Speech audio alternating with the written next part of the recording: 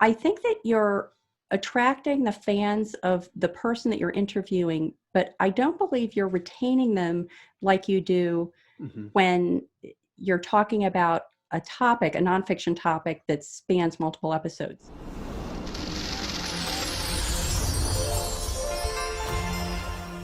This is something I can imagine some of the authors that we work with asking, how do I determine my content? If I am a nonfiction versus a fiction author, how would my strategies be different, if at all? And in general, again, we kind of talked about it a little bit, but what would you recommend for mapping out content creation for podcasting in the for the long term? So I'm going to start out with fiction writing. Hmm. And, I got into podcasting not because I anticipated that I was, that a major chunk of my uh, creative business was going to be focused on nonfiction, but because I was writing fiction, but there were things I wanted to learn about, and I Hmm.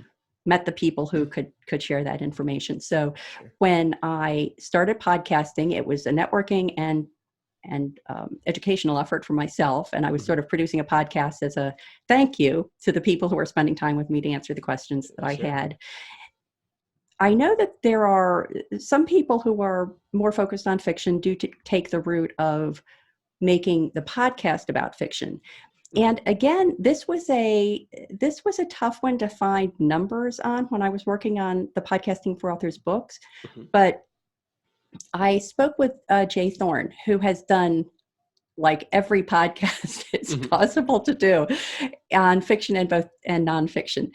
And I remembered him saying in one of his podcasts when he and Zach Bohannon did the Career Author podcast that they had never had success with a fiction related podcast. Hmm. They both do sort of post-apocalyptic uh, fantasy fiction. I'm sure they would cringe if they heard me describing it that way, but kind Sure. of that general genre. Sure.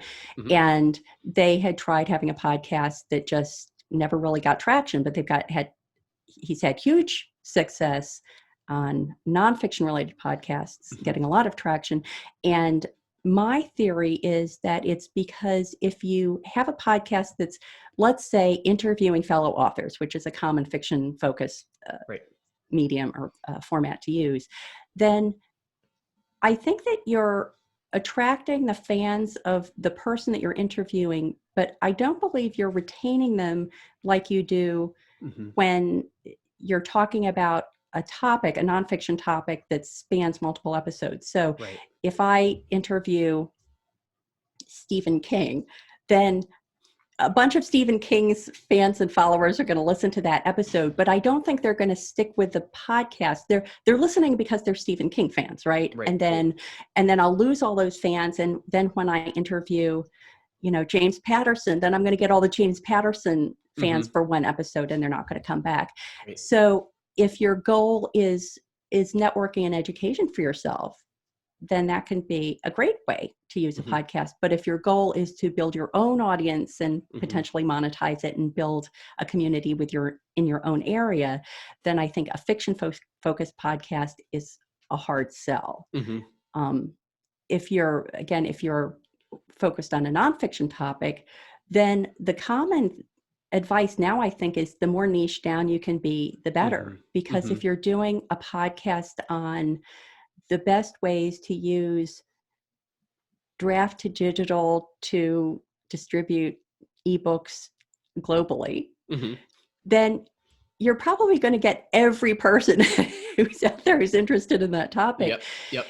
Um, on the other hand, I have sort of followed a different path. I have not niched down as much as I've cast my net quite wide, using Hmm. another nautical metaphor. So writing craft and publishing voyage, I can pretty much cover any area Hmm. that would be of interest to authors. And Sure. for me, that was a more attractive option because there's a lot of longevity. I'm never going to run out of questions that I want to have answered, Sure. and that I'll hopefully find people who can help answer them Yeah. on an interview format podcast.